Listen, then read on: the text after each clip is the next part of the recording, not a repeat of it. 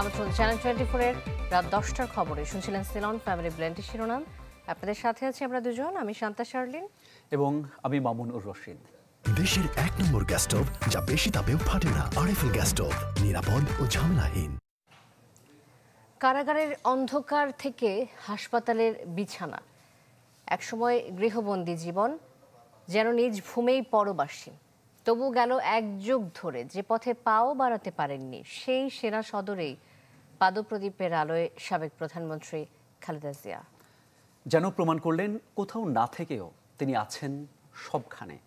তাকে অপ্রাসঙ্গিক করে তুলতে শেখ হাসিনার সব আয়োজন ওলটপালট করে এখনও রয়েছেন সমকালীন রাজনীতির কেন্দ্রীয় চরিত্রে। সাদ বিন শফিক এনে একটি রিপোর্ট করেছেন, দেখে আসবো সেটি। বাড়ি ছাড়া হওয়া, বাসভবনে অবরুদ্ধ থাকা, হয়রানিমূলক মামলা, কারাভোগ সহ কত কিছুর মধ্য দিয়ে না যেতে হয়েছে বিএনপি চেয়ারপারসনকে।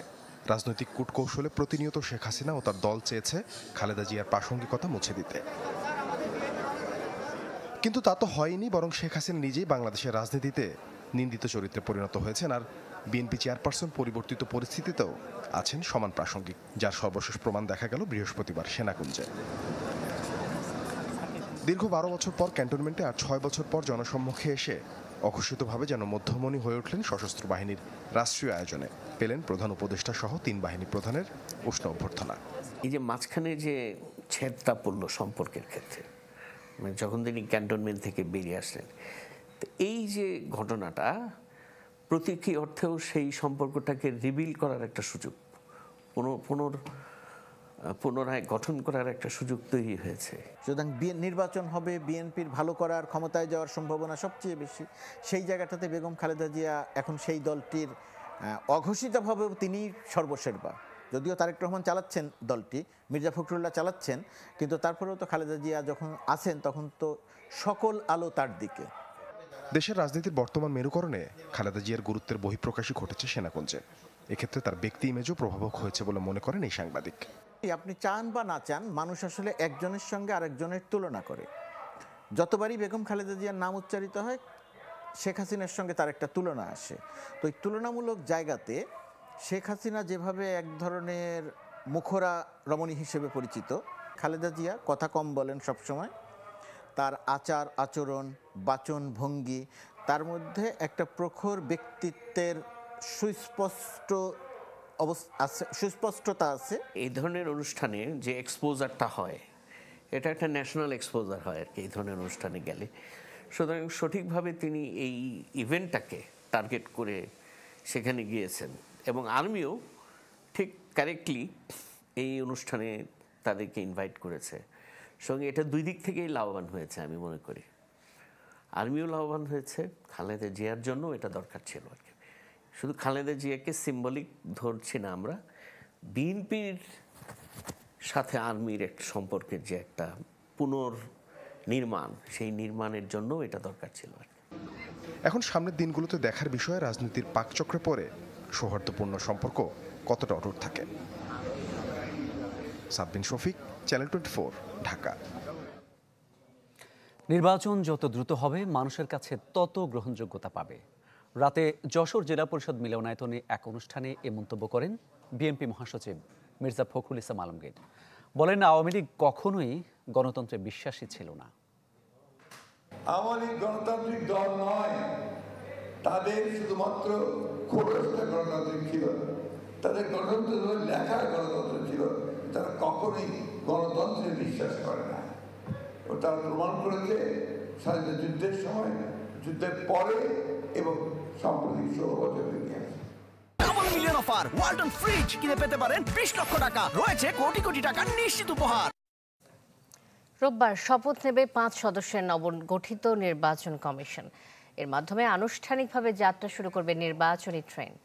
রাজনৈতিক বিশ্লেষকদের মতে, দীর্ঘদিন ধরে ভুলুণ্ঠিত ভোটের অধিকার ফিরিয়ে আনতে আমলা নির্ভর নাসির কমিশনকে প্রমাণ দিতে হবে নিরপেক্ষতার। শুরুটা রকিবউদ্দিনের হাত ধরে, এরপর নুরুল হুদা হয়ে দেশের নির্বাচনী ব্যবস্থা ধ্বংসের শেষ পেরেকটা যেন ঠোকে হাবিবুল আওয়াল কমিশন। 5 আগস্ট শেখ হাসিনার পতনের পর ওলট পালট হয়ে যায় আগের সব হিসাব।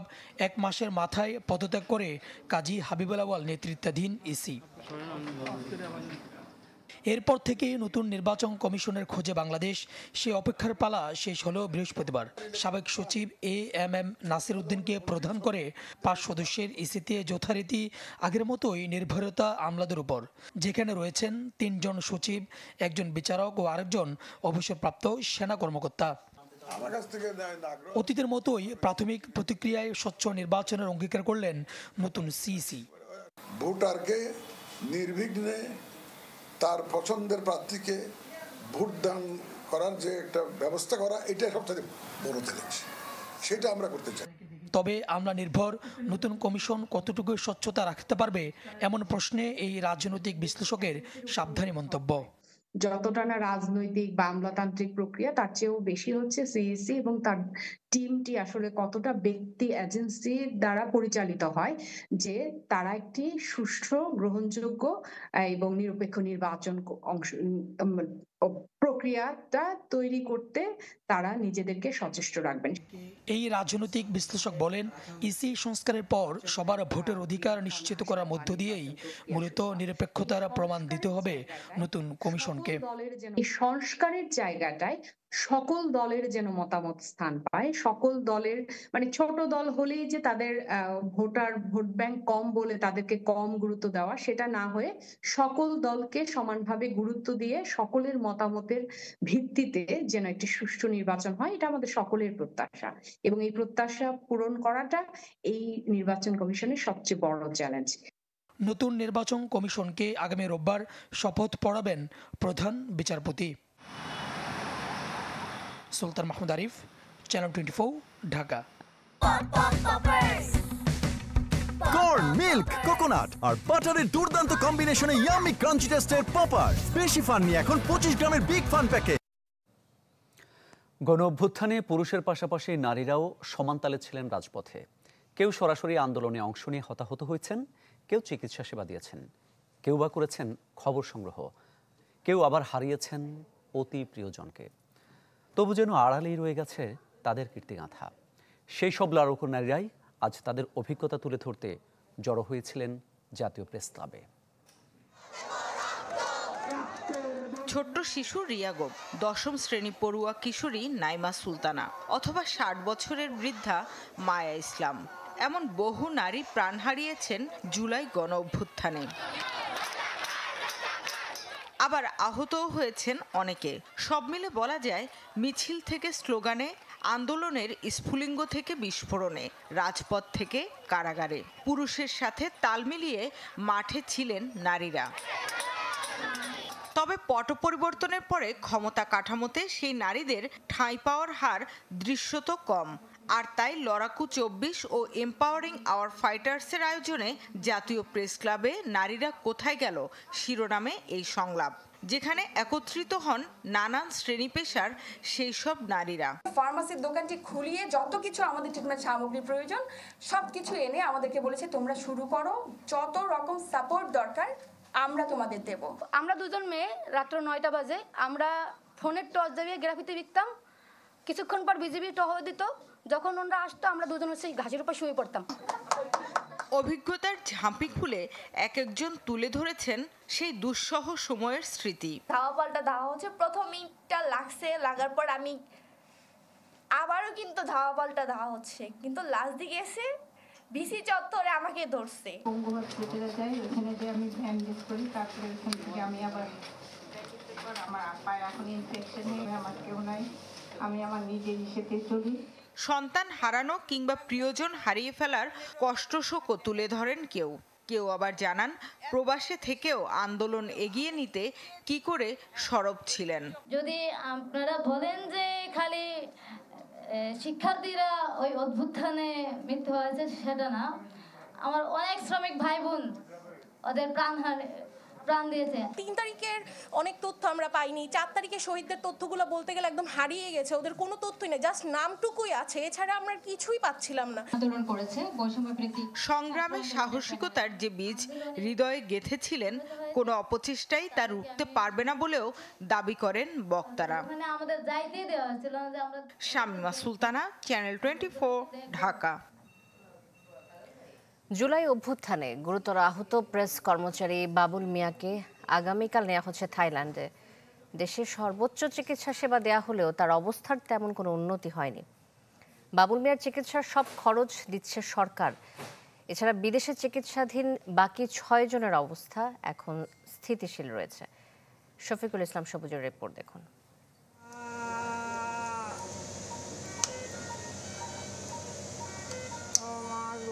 বঙ্গবন্ধু মেডিকেলের আইসিইউতে কাতরাচ্ছেন প্রেস কর্মচারী বাবুল মিয়া। গেল 20 জুলাই ছাত্র জনতার আন্দোলনে রাজধানীর যাত্রাবাড়ি এলাকায় অংশ নিয়েছিলেন তিনি। পুলিশের গুলিতে ক্ষতবিক্ষত হয় তার শরীর, বেশি ক্ষতি হয়েছে পেটের ভেতরে নানা প্রত্যঙ্গের। গেল 3 মাসে মুগদা, ঢাকা মেডিকেল ও বঙ্গবন্ধু মেডিকেলে কয়েক দফায় অস্ত্রোপচার হয়েছে তার, কিন্তু এখনও সুস্থ হননি তিনি। উল্টো শারীরিক অবস্থা দিন দিন খারাপের দিকে যাচ্ছে তার। হেলিকপ্টারের থেকে গুলি এসে তলপেটে লাগছে, লাগার কারণে মানে ওর পেটের নাড়ি বুড়ি সব অর্ধেক গুলি ধরেন বাম পাশের পিছন দিয়ে বের হয়ে যায়, আর অর্ধেক গুলি পেটের ভিতরে বাষ্ট হয়। বাষ্ট হওয়ার কারণে বেশি ক্ষতিটা হইতেছে। চিকিৎসায় গঠিত মেডিকেল বোর্ডের সিদ্ধান্ত, উন্নত চিকিৎসার জন্য বাবুল মিয়াকে পাঠাতে হবে বিদেশে। শনিবার তিনি যাচ্ছেন থাইল্যান্ডে। একাধিকবার অপারেশন করা হয়েছে, এখন এই একাধিকবার অপারেশন করার পরেও তার অবস্থা যেরকমভাবে সুস্থ হওয়ার কথা সেটা হয় নাই, যার কারণে আমরা পরবর্তী চিকিৎসা নেওয়ার জন্য মেডিকেল বোর্ডের পরামর্শ নিয়ে দেশের বাইরে পাঠানোর জন্য প্রস্তুত রেখেছি। বাবুল মিয়া ছাড়াও জুলাই অভ্যুত্থানে গুরুতর আহত এখন পর্যন্ত 6 জনকে পাঠানো হয়েছে দেশের বাইরে, যাদের সব খরচ বহন করছে রাষ্ট্র।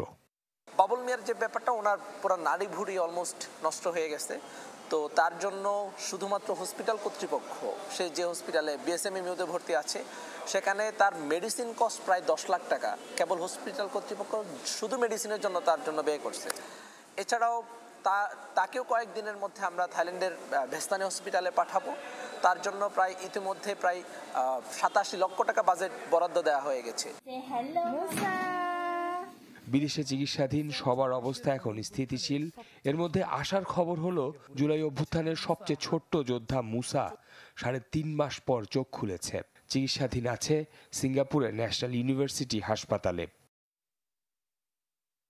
শফিকুল ইসলাম সবুজ, চ্যানেল 24, ঢাকা।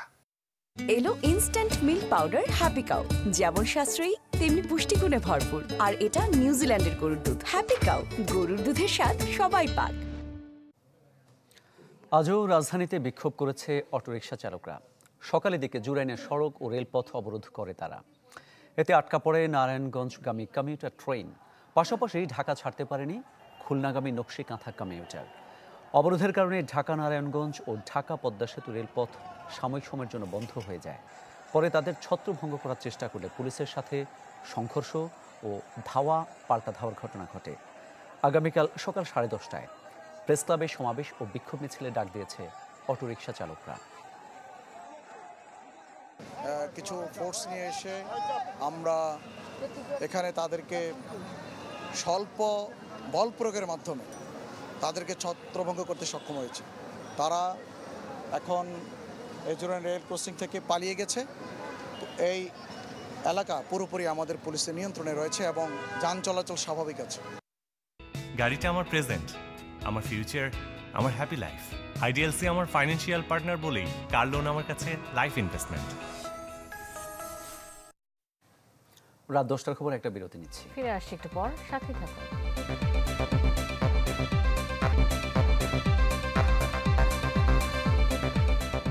আবারও আমন্ত্রণ রাত 10টার খবরে। আপনারা দেখছেন চ্যানেল 24। ঢাকার রাস্তায় প্রতি 4টি বাসের একটি মেয়াদোত্তীর্ণ। বিআরটি এর তথ্য বিশ্লেষণ করে মিলেছে এই হিসাব। অন্তর্বর্তী সরকার বলছে 6 মাসের মধ্যেই সড়ক থেকে সরানো হবে এসব মোটরযান। আর বিশেষজ্ঞরা বলছেন পুনর্ব্যবহার বন্ধে নিশ্চিত করতে হবে স্ক্র্যাপ নীতিমালা। সাদবিন শফিকের রিপোর্ট।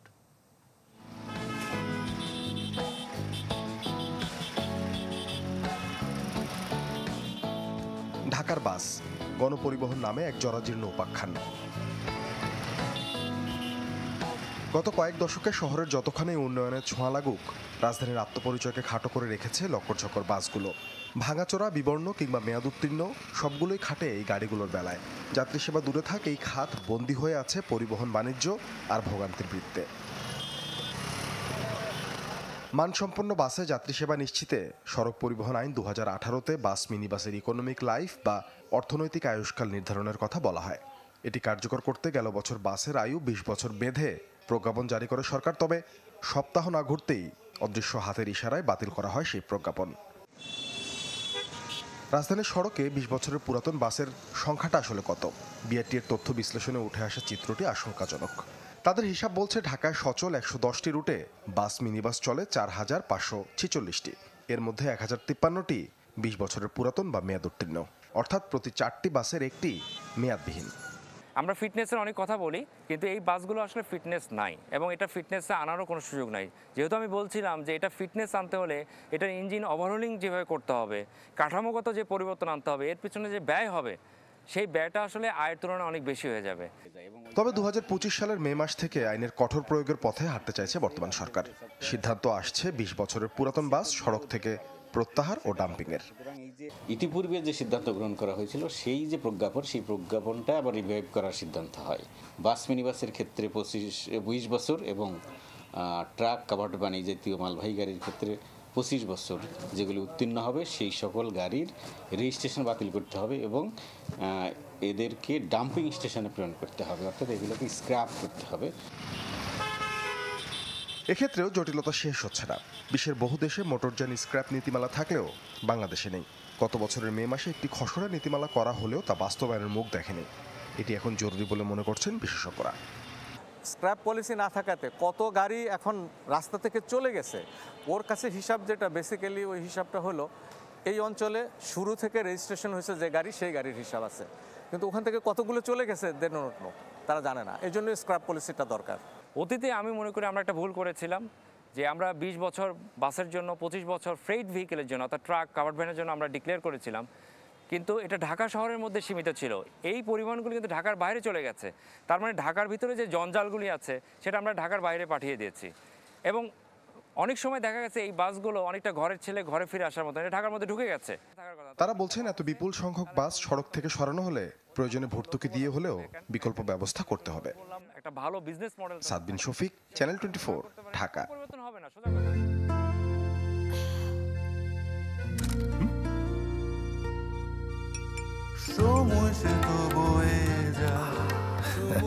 এভাবেই সময় পাল্টে যায়, কিন্তু ডিপ্লোমা সেই একই স্বাদে, একই মানে যুগ যুগ ধরে রয়ে যায়। নিউজিল্যান্ডের এক্সেলেন্স ইন কোয়ালিটি। ফ্যাসিবাদ বিদায় নিলেও তার উপাদান এখনো রয়ে গেছে। এসব উপড়ে ফেলার আহ্বান জানিয়েছেন গৃহায়ন ও গণপূর্ত উপদেষ্টা আদিলুর রহমান খান। টিএসসি মিলনায়তনে আন্তঃবিশ্ববিদ্যালয় বিতর্ক প্রতিযোগিতার উদ্বোধনী অনুষ্ঠানে এসব কথা বলেন তিনি। বাংলাদেশে ফ্যাসিবাদের পতন হলেও কিন্তু সংগ্রাম শেষ হয়ে যায় না, তার এলিমেন্টসগুলো বজায় থাকে, যেটাকে উচ্ছেদ করতে হয়। আপনাদের এই সংগ্রামে যারা ছিল তারা বন্ধু, অন্যরা চলে যাবে। আপনাদের এই বন্ধুত্ব ধরে রাখবেন, ঐক্যবদ্ধ থাকবেন। ফ্যাসিবাদ বারে বারে ফিরে আসতে পারে, সেটা প্রতিহত করবেন। শক্তি ফাউন্ডেশনের সৌজন্যে বিশ্ব জলবায়ু সম্মেলনের খবর জানাবো।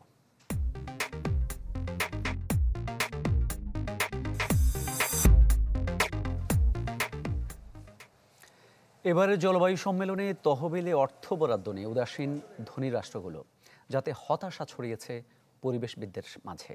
তারা বলছেন জলবায়ু পরিবর্তনের প্রভাব মোকাবেলায় ক্ষতিগ্রস্ত দেশগুলোকে অনুদান দেওয়া উচিত।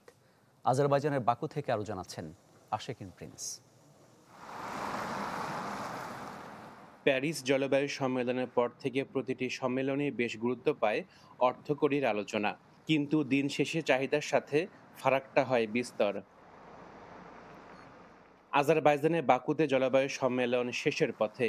এতে 2025 থেকে 2035 সাল পর্যন্ত জলবায়ু পরিবর্তনের প্রভাব মোকাবিলায় কি পরিমাণ অর্থ দরকার সেটির একটি খসড়া প্রকাশ করা হয়েছে। এটা দুঃখজনক যে উন্নত দেশগুলো কি পরিমাণ অর্থ দেবে তার কোনো পরিমাণ তারা উল্লেখ করেনি। অর্থায়ন নিয়ে তারা তেমন কোনো আলোচনাও করছে না। উন্নয়নশীল দেশগুলো ঋণ নয়, অনুদান চায়। ঋণ দেওয়া হলে তাদের অবস্থা আরো খারাপ হবে। উন্নত দেশগুলোকে অর্থায়নের জন্য এগিয়ে আসতে হবে। তাদের বলতে হবে কি পরিমাণ অর্থ তারা উন্নয়নশীল দেশগুলোকে দেবে। তবে উন্নত রাষ্ট্রগুলো স্বীকার করছে ক্ষতিগ্রস্ত দেশগুলোর অভিযোজনের জন্য 2030 সাল পর্যন্ত 215 থেকে 387 বিলিয়ন ডলার প্রয়োজন। শুধু স্বীকার করা কোনো সমাধান নয়। মানুষ জানতে চায় কি পরিমাণের অর্থ তাদের জন্য বরাদ্দ হবে। অর্থ প্রয়োজন এমনটা স্বীকার করা মানে এই নয় যে অর্থ ছাড়া করা হয়েছে। এই হতাশার মাঝেও আশা ছাড়ছেন না পরিবেশবিদরা। আশাকেন প্রিন্স, চ্যানেল 24, বাকু, আজারবাইজান।